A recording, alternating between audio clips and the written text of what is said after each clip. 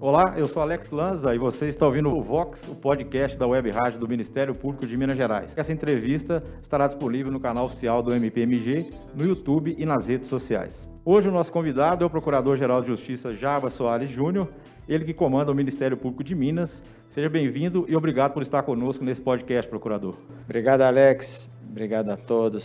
Sempre bom falar do Ministério Público. O senhor esteve à frente do MPMG entre os anos de 2005 e 2008 e agora retorna à chefia da instituição. Quais mudanças, as mais significativas, o senhor pôde observar entre um período e outro, depois que tomou posse em dezembro do ano passado? Olha, no campo pessoal, mais tranquilidade, porque já sei dos problemas, o que vai acontecer durante o ano, final do ano, ano que vem, final do ano que vem, então que nós temos que ter paciência e obstinação para atingir os resultados e que eles acontecerão. No campo interno, uma instituição que teve o seu volume de atuação amplificado, com os instrumentos que foram criados lá atrás e outros novos, a instituição se organizou para esses desafios, experiências que foram realizadas nesse período todo, que tornaram a instituição maior do que era, obviamente, e no campo institucional, o Ministério Público que precisa recuperar a sua força política, o seu protagonismo em defesa dos direitos fundamentais, defesa da sociedade, e com a necessidade de uma maior articulação pelo papel do Ministério Público de Minas Gerais no país, em Brasília. E na parte da comunicação, o Ministério Público muito aquém das necessidades que a instituição precisa de atender para chegar melhor aos olhos da população. O que eu vejo? As notícias negativas contra o Ministério Público, que são pequenas, mas tomam um volume, uma velocidade supersônica, e as coisas boas que são realizadas não chegam à população. Então, nós precisamos continuar aprimorando a atuação do Ministério Público, mas ampliando a sua importância política e institucional, com a frente e os olhos em Brasília, e uma comunicação mais que evidencie melhor o trabalho da instituição. No mais, é manter o projeto que já vem sendo realizado há anos, de promoção dos direitos fundamentais, de combate ao crime e de, certamente, defesa dos interesses maiores da sociedade. Como tem sido, nesses pouco mais de 100 dias de gestão, tomar conhecimento das atuais estruturas e, ao mesmo tempo, formar a equipe e já tomar as primeiras medidas? Olha, a experiência que eu tive em 2004 a 2008, obviamente que me ajudam a conhecer a classe, escolher os melhores nomes, dirigir a instituição para que esses 100 dias não interrompessem o prazo que nós precisamos para essas realizações. Os 100 dias são muito complicados, porque você tem uma demanda extraordinária na Procuradoria de interesses gerais, dos colegas, das instituições, da sociedade, e acaba tomando o tempo da Procuradoria, do Procurador-Geral, sobretudo. Eu, desde o primeiro dia, não teve praticamente um dia que eu não cheguei em casa depois das 22 horas. No entanto, depois de 100 dias, como eu disse no começo da entrevista, que você já sabe o que vai acontecer, e eu sabia que depois dos 100 dias as coisas vão fluir melhor, e agora é a hora de executarmos o nosso projeto para tornar o Ministério Público cada vez mais forte, mais eficiente. Entrando no tema Covid-19, nos fale um pouco sobre a atuação do Ministério Público nesse período e quais orientações têm sido passadas aos promotores de justiça de todo o Estado. Olha, a Covid não é um desafio do Ministério Público de Minas, nem de Minas Gerais, nem do Poder Executivo, nem do Legislativo, nem do Ministério Público, nem do Judiciário, nem do sistema médico, hospitalar, sanitário. É um problema da humanidade. Então, é um problema muito grave, muito sério, né? A sociedade está toda espantada com tudo que está vendo. E o Ministério Público, dentro das suas atribuições, que são muitas na área sanitária, tem que tomar suas atitudes, né? Em defesa da vida, em defesa do sistema, né, de atendimento sanitário, E assim tenho feito, tenho trabalhado em harmonia com o Poder Executivo, com o Tribunal de Justiça, no que compete à questão administrativa, na área institucional e funcional com independência, mas no sentido que me parece necessário, ouvindo e decidindo com base nas informações técnicas. O princípio da independência funcional tem sido uma obrigação, mais do que nunca, para a administração superior. Nós temos respeitado as iniciativas isoladas, ou pessoais, ou individuais, ou funcionais de todos os colegas, mas no sentido de que o Ministério Público caminha com o Estado no programa Minas Consciente, através das ondas. O Ministério Público tem conseguido manter a eficiência do atendimento ao cidadão trabalhando de forma remota? Existe algum projeto para aprimorar esse tipo de trabalho? Olha, ninguém está funcionando adequadamente, né? Nenhuma instituição. O país não está funcionando adequadamente. Então, nem as empresas que estão tendo lucros justos e legítimos em razão da necessidade dos seus insumos e dos seus produtos, estão trabalhando na via normal. Nós não estamos trabalhando na via normal. Nós estamos trabalhando de forma remota, de acordo com as ondas, e presencialmente, semipresencialmente, de acordo com as ondas e as orientações técnicas dos órgãos e institutos públicos. Não é o ideal, mas as ferramentas que foram adquiridas pela instituição estão permitindo uma maior produtividade, uma melhor resposta, de outro prejudicando também a atuação da instituição. É muito difícil trabalhar sem encontrar, sem conversar, sem sentir as pessoas. No entanto, é a realidade. Acredito que para o futuro já era programado que isso iria acontecer. Nós vamos ter o trabalho remoto como parte nas nossas vidas. Sobre o papel fiscalizador do Ministério Público, como tem sido esse trabalho de estar atento a eventuais desvios na aplicação de recursos e, ao mesmo tempo, atuar para que o Plano Nacional de Imunização seja respeitado? Olha, o primeiro ponto, invertendo a pergunta, o primeiro ponto é o Plano Nacional de Vacinação. Isso tem uma regra, tem uma forma, tem um sistema que tem que ser atendido. Se as pessoas, às vezes, querem se beneficiar, ou porque tem recursos, são pessoas ricas, ou que empresas querem proteger seus servidores, isso demonstra um total egoísmo de quem tem dinheiro, porque nós temos um sistema que é universal, o SUS, e ele tem que atender às necessidades de toda a população, ricos e pobres. E o problema maior não é o rico, ou a empresa, ou as instituições adquirirem com seus recursos a vacina. O problema é que não tem vacina para todos.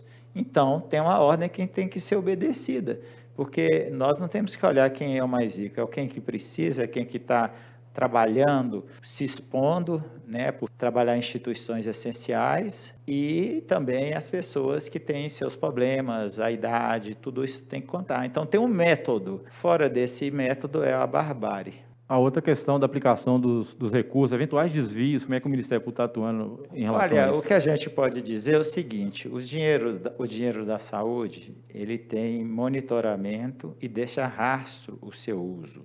Nós temos o laboratório de lavagem de dinheiro, por exemplo, nós conseguimos rastrear os recursos da saúde. Estamos todos atônitos tratando das questões emergenciais. Algumas medidas já se toma iniciativa, outras nós teremos condições de apurar no decorrer e depois da pandemia. Eu tenho certeza que os gestores, pessoas que estão usando a pandemia para se beneficiar, terão contas a ajustar no futuro. Você está ouvindo o Vox, o podcast da Web Rádio do Ministério Público de Minas Gerais, e o nosso entrevistado de hoje é o Procurador-Geral de Justiça, Jaba Soares Júnior. Falando a respeito do acordo bilionário referente à tragédia de Brumadinho, como esses recursos irão beneficiar os atingidos e o Estado de Minas Gerais, e se o MP vai trabalhar na fiscalização na aplicação desses recursos? São duas etapas, aliás, três. Houve o crime da Vale em Brumadinho, aí iniciou a primeira fase, que foi a apuração e os processos. Depois, iniciou a possibilidade de acordo, que foi concluído. Os valores são expressivos, 37 bilhões e 700 milhões de reais, que abarca os danos socioambientais, os danos socioeconômicos e também o ressarcimento para o Estado. Há uma confusão sobre essas rubricas, porque se pergunta, mas o acordo prevê obras e investimentos em outras regiões. É porque o acordo, ele não foi só em relação ao que aconteceu em Brumadinho e na região do Vale do Paraopeba. O dano foi muito maior, foi um dano para todo o Estado, então o Estado recebe um ressarcimento, isso aí tem uma ação do Estado especificamente que entrou no acordo.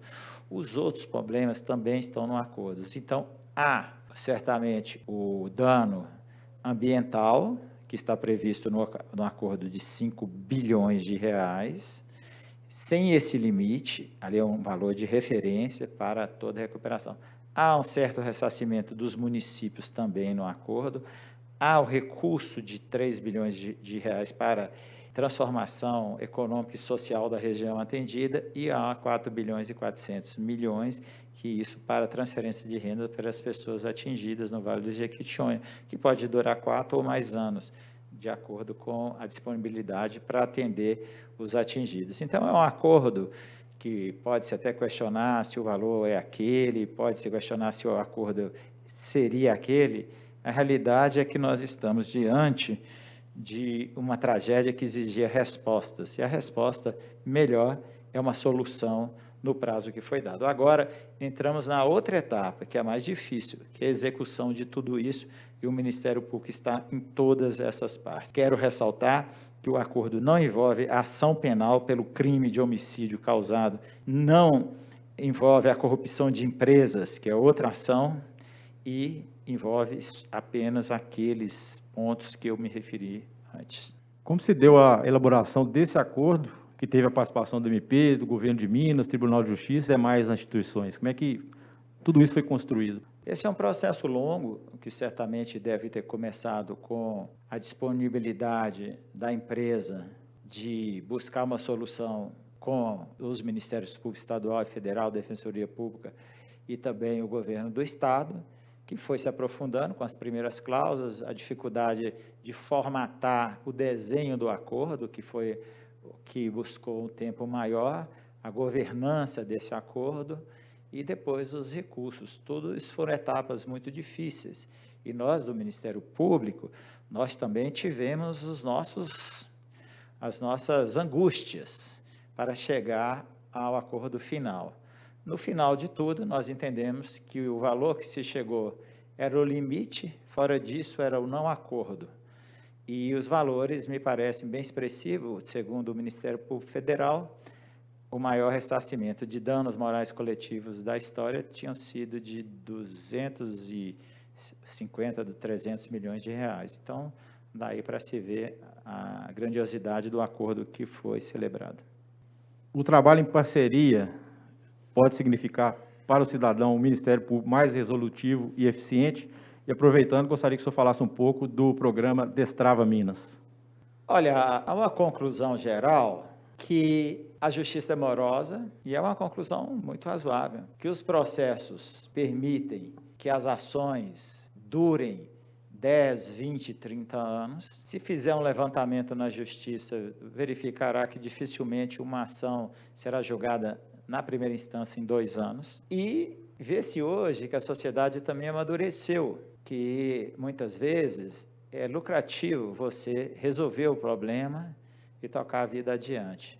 Então, essa justiça de autocomposição é uma grande realidade, sobretudo depois do Código do CPC de 2015. Há um espaço enorme para as soluções amigáveis, vamos assim dizer, e as instituições estão se organizando para assim proceder. O Ministério Público já faz isso desde a década de 90, não é novidade para nós. E o Judiciário também, com seus sejus, que está se organizado, as empresas têm criado seus centros de conciliação, elas próprias, o Estado tem câmara de conciliação, a União tem câmaras de conciliação.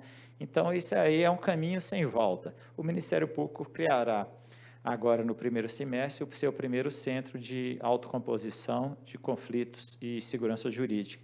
Então, o Ministério Público vai oficializar algo que já faz há 30 anos. Entrou nessa questão aí dos novos órgãos dentro da administração do Ministério Público. Já foram criadas nessa gestão a Secretaria de Assuntos Internacionais, a Coordenadoria de Combate ao Racismo e todas as outras formas de discriminação. E o senhor anunciou o Centro de Monitoramento de Barragens. Como esse centro vai funcionar e se o senhor pretende apresentar outras novidades em breve? Olha, as instituições, Alex, elas são instituições que são formatadas, são instituições tradicionais e que elas têm um roteiro, né? Umas avançam mais rápido, outras menos, mas elas têm um roteiro, elas vão se aperfeiçoando. Então, o que nós estamos transformando agora são coisas que estão no radar da instituição há muito tempo. A Secretaria de Assuntos Internacionais dá ao Ministério Público um diálogo com todas as nações do mundo, entidades culturais, entidades de investimento, um canal agora determinado para esse diálogo. A Coordenadoria de Racismo é uma necessidade, nós vivemos um racismo na sociedade, todo mundo sabe isso, preconceitos de toda monta. O Ministério Público vem especializando para enfrentar esses problemas. Nós também voltamos com o Centro de Apoio das Promotorias de Defesa dos Direitos das Pessoas com Deficiência e dos Idosos. Era uma medida necessária. Criamos o Centro de Apoio Cívico também, que era uma lacuna da instituição. Estamos reestruturando a Procuradoria de Recursos Criminais Extraordinários e Especiais. Vamos criar a Procuradoria de Recursos Cíveis Especiais e Extraordinários. Então, são muitas coisas que serão realizadas. Como você disse, o Centro de Monitoramento de Barragens é uma necessidade, é uma decorrência de tudo que aconteceu no Estado. Então, tem muitas coisas para acontecerem. O Ministério Público de Minas é referência em Minas e no Brasil. Como instituição mineira, ela é referência, como instituição dos Ministérios Públicos do Brasil é referência, e sempre ao longo dos anos foi uma instituição muito premiada. Nós vamos voltar a esse caminho. A instituição de Minas tem que ser o Ministério Público referência, um dos Ministérios Públicos referências do Brasil. Ainda dentro dessa pergunta, Procurador-Geral, o senhor pode adiantar um pouco mais essa questão do Centro de Monitoramento de Barragens? Como é que ele vai funcionar? Vai funcionar no próprio Ministério Público. Nós vamos acompanhar online, né, em tempo real, a situação das barragens em todo Minas Gerais. É um problema sério do Estado e a instituição precisa estar ciente, ter as informações para poder agir. E nós temos os níveis toleráveis e os não toleráveis de barragens, que atingem muitas pessoas, histórias de vida. Então, é papel do Ministério Público. Nós estamos fazendo um convênio com o Reino Unido, que vai nos permitir a ter esse instrumento de acompanhamento dessas situações em todo Minas Gerais. Para finalizar, quais ações o cidadão, que é o motivo principal da existência do Ministério Público, pode esperar para esse biênio 2021-2022?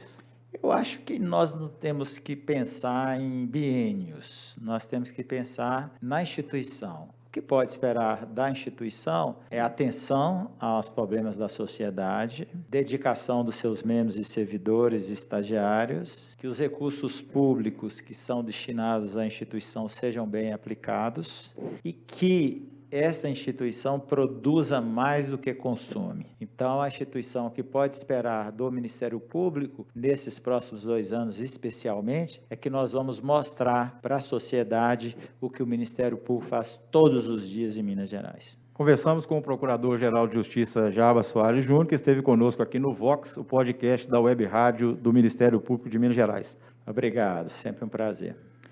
Obrigado e até o próximo Vox.